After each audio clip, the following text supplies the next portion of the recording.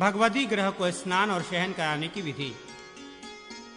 श्री भगवान हयग्रीव कहते हैं, ब्राह्मण आचार्य ईशान कोण में एक होम कुंड तैयार करें और उसमें वैष्णव अग्नि की स्थापना करें।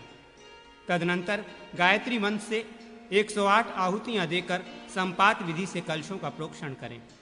तदनंतर मूर्तिपालक विद्वानों तथा शिल्पियों सहित यजमान बाजे गाजे के साथ कारुशाला कारीगर की कर्मशाला में जाएं।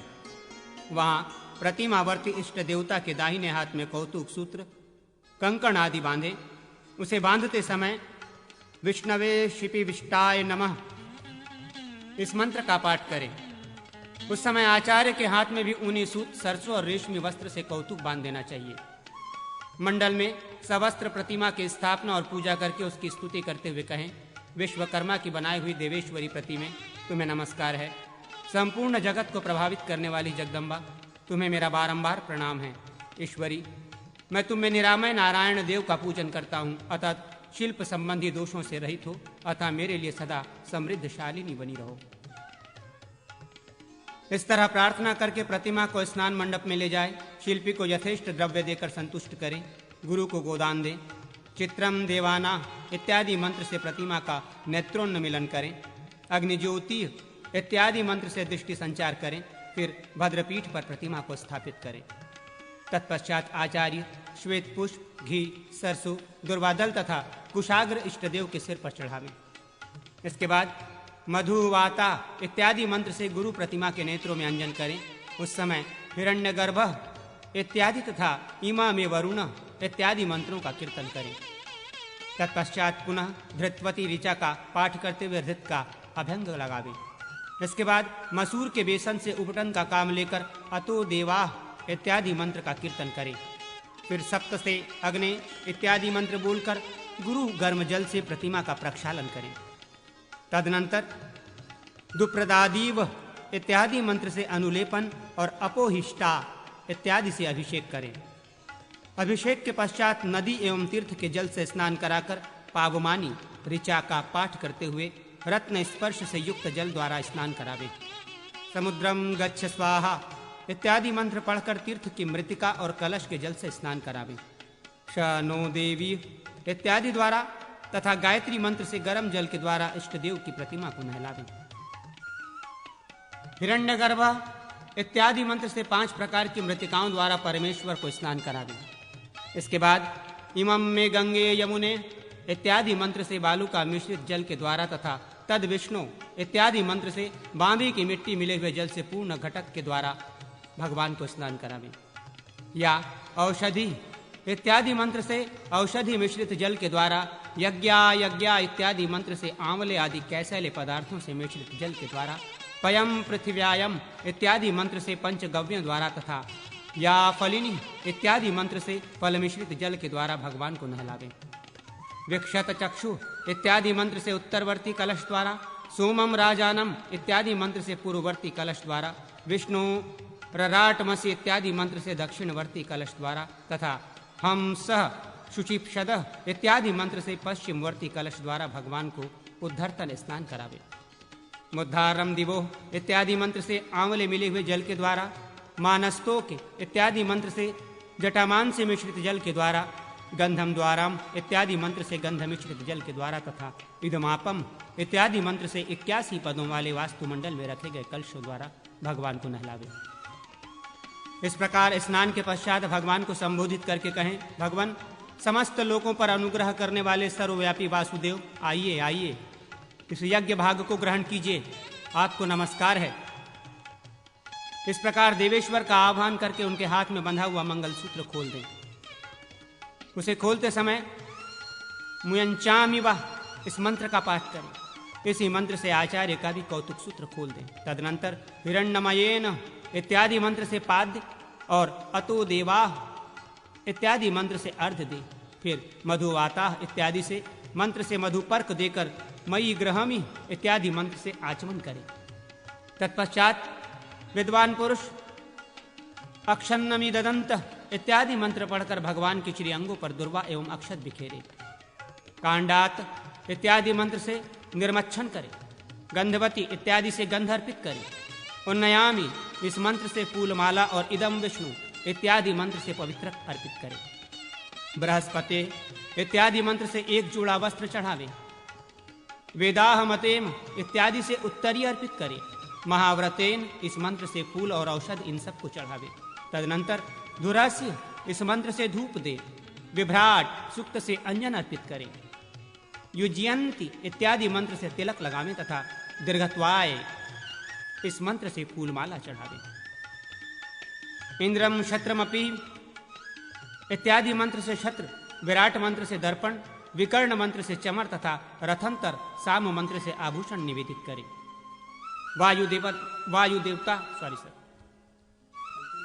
वायु देवता संबंधी मंत्रों द्वारा व्यंजन मुन्यामी त्वा इस मंत्र से फूल तथा वेदादि युक्त पुरुष सूक्त के मंत्रों द्वारा श्री हरि की स्तुति करे। ये सारी वस्तुएं पिंडिका आदि पर तथा शिवादि देवताओं पर इसी प्रकार चढ़ावें। भगवान को उठाते समय सौपर्ण सूक्त का पाठ करें। प्रभु उठिए ऐसा कहकर भगवान को उठावे और मंडप में शैया पर ले जाएं। उस समय शकुनी सूक्त का पाठ करें। ब्रह्मरथ एवं पालकी आदि के द्वारा भगवान को शैया पर ले जाना चाहिए।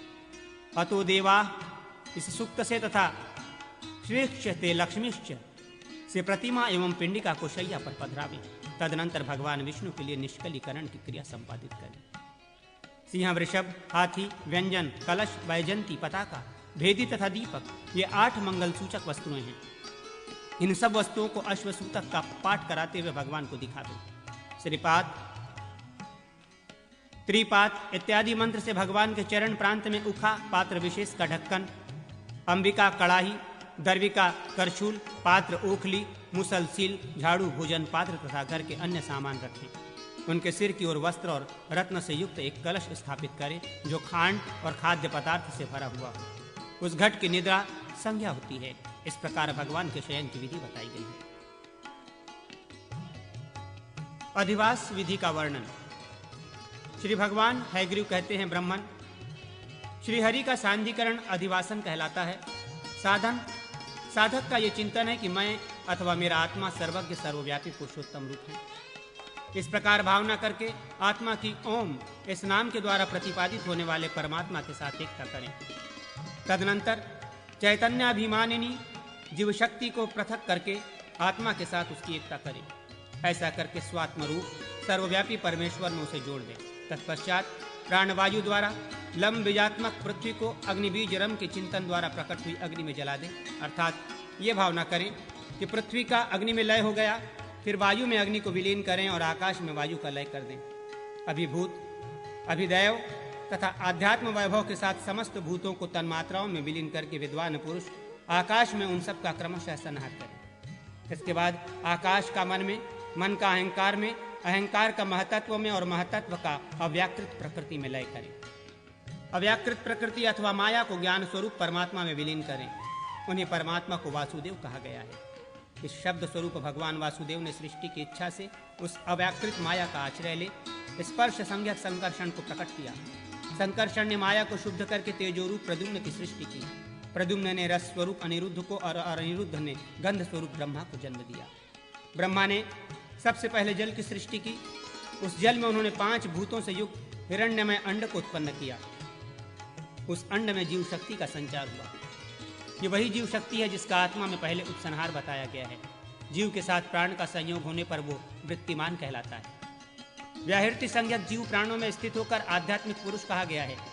उससे प्राण युक्त बुद्धि उत्पन्न हुई जो 8 वृत्ति वाली बताई गई है। उस बुद्धि से अहंकार का और अहंकार से मन का प्रादुर्भाव हुआ। मन से संकल्पादि युक्त 5 विषय प्रकट हुए जिनके नाम इस प्रकार हैं: शब्द, स्पर्श, रूप, रस और गंध। इन सब ने ज्ञान शक्ति से संपन्न 5 इंद्रियों को प्रकट किया जिनके नाम हैं त्वक, श्रोत, घ्राण, नेत्र और जिह्वा। इन सबको ज्ञानेंद्रियां कहा गया है। 2 पैर, गुदा, 2 हाथ, वाक और उपस्थ ये 5 कर्मेंद्रियां हैं। इन पंचभूतों के नाम सुनो: आकाश, वायु, तेज, जल और पृथ्वी। ये 5 भूत हैं। इनके ही द्वारा सबका आधारभूत स्थूल शरीर उत्पन्न होता है। इन तत्वों के वाचक जो उत्तम बीज मंत्र हैं उनका न्यास के लिए यहाँ वर्णन किया जाता है। मम, ये बीज जीव स्वरूप अथवा जीव तत्व का वाचक है। वो संपूर्ण शरीर में व्यापक है इस भावना के साथ उक्त बीज का संपूर्ण देह में व्यापक न्यास करना चाहिए। भम ये प्राण तत्व का प्रतीक है, ये जीव की उपाधि में स्थित है, अतः इसका वही न्यास करना चाहिए। विद्वान पुरुष बुद्धि तत्व के बोधक बकार अथवा बम बीज का हृदय में न्यास करें। पकार पम अहंकार का स्वरूप है, अतः उसका भी हृदय में ही न्यास करें। संकल्प के कारणभूत मनस्तत्व रूप पकार पम का भी वही न्यास करें। शब्द तन्मात्रा के बोधक नकार का मस्तक में और स्पर्श रूप धकार धम का मुख प्रदेश में न्यास करें। रूप तत्व के वाचक दकार दम का नेत्र प्रांत में और रस तन्मात्रा के बोधक थकार थम का वस्ति देश मूत्राशय में न्यास करें। गंध तन्मात्रा स्वरूप तकार तम का पिंडलियों में न्यास करें। णकार ण का दोनों कानों में न्यास करके ढकार का त्वचा में न्यास करें। डकार डम का दोनों नेत्रों में, ठकार ठम का रसना में, टकार टम का नासिका में और यंकार का वाग्नेन्द्रिय में न्यास करें। विद्वान पुरुष पाणी तत्व रूप झकार झम का दोनों हाथों में न्यास करके जकार जंग का दोनों पैरों में, छम का पायु में और चम का उपस्थ में न्यास करें। डंकार डंग पृथ्वी तत्व का प्रतीक है, उसका युगल चरणों में न्यास करें। दकार धम का वास्ति में और तेज तत्व रूप का हृदय में न्यास करें। खकार वायु तत्व का प्रतीक है, उसका नासिका में न्यास करें। ककार कम का आकाश तत्व रूप है, विद्वान पुरुष उसका सदा ही मस्तक में न्यास करें। हृदय कमल में सूर्य देवता संबंधी यम बीज का न्यास करके हृदय से निकली हुई जो 72,000 नाड़ियां हैं उनमें षोडश कलाओं से युक्त सकार सम का न्यास करें। उसके मध्य भाग में मंत्रज्ञ पुरुष बिंदु स्वरूप बहिर्मंडल का चिंतन करें। सूर्यश्रेष्ठ उसमें प्रणव सहित हकार हम का न्यास करें। ओम आम नमः परमेष्ठ्याम नमः। ओम आम नमः पुरुषत्वाम नमः। ओम वाम नमः नियत्या नमः। ओम नाम नमो विश्वाश्वात्मने। ओम नमो सर्वात्मने नमः। ये 5 शक्तियां बताई गई है। स्नान कर्म में प्रथमा शक्ति की योजना करनी चाहिए, आसन कर्म में द्वितीया, शयन में तृतीया, यान कर्म में चतुर्थी और अर्चना काल में पंचमी शक्ति का प्रयोग करना चाहिए। ये 5 उपनिषद हैं। इनके मध्य में मंत्र में श्री हरि का ध्यान करके शकार शम का न्यास करें। तदनंतर जिस मूर्ति की स्थापना की जाती है उसके मूल मंत्र का न्यास करना चाहिए। भगवान विष्णु की स्थापना में ओम नमो भगवते वासुदेवाय ये मूल मंत्र है। मस्तक, नासिका, ललाट, मुख, कंठ, हृदय, 2 भुजा, 2 पिंडली और 2 चरणों में क्रमशः उक्त मूल मंत्र के एक एक अक्षर का न्यास करना चाहिए। तत्पश्चात केशव का मस्तक में न्यास करें, नारायण का मुख में, माधव का ग्रीवा में और गोविंदा का दोनों भुजाओं में न्यास करके विष्णु का हृदय में न्यास करें। पृष्ठभाग में मधुसूदन का, जठर में वामन का और कटी में त्रिविक्रम का न्यास करके जंघा, पिंडली में श्रीधर का न्यास करें। दक्षिण भाग में ऋषिकेश का, गुल्फ में पद्मनाभ का और दोनों चरणों में दामोदर का न्यास करने के पश्चात हृदयादि षडंग न्यास करें। सत्पुरुषों में श्रेष्ठ ब्रह्मा जी ये आदि मूर्ति के लिए न्यास का साधारण क्रम बताया गया है, अथवा जिस देवता की स्थापना का आरंभ हो उसी के मूल मंत्र से मूर्ति के सजीवीकरण की क्रिया करनी चाहिए। जिस मूर्ति का जो नाम हो उसके आदि अक्षर का 12 स्वरों से भेदन करके अंगों की कल्पना करनी चाहिए। देवेश्वर हृदय आदि अंगों का तथा 12 अक्षर वाले मूल मंत्र का एवं तत्वों का जैसे देवता के विग्रह में न्यास करें वैसे ही अपने शरीर में भी करें। तत्पश्चात चक्राकार पद्म मंडल में भगवान विष्णु का गंध आदि से पूजन करें। पूर्ववत शरीर और वस्त्राभूषणों सहित भगवान के आसन का ध्यान करें। ऊपरी भाग में 12 औरों से युक्त सुदर्शन चक्र का चिंतन करें। वो चक्र 3 नाभि और 2 नेमियों से युक्त है, साथ ही 12 स्वरों से संपन्न है।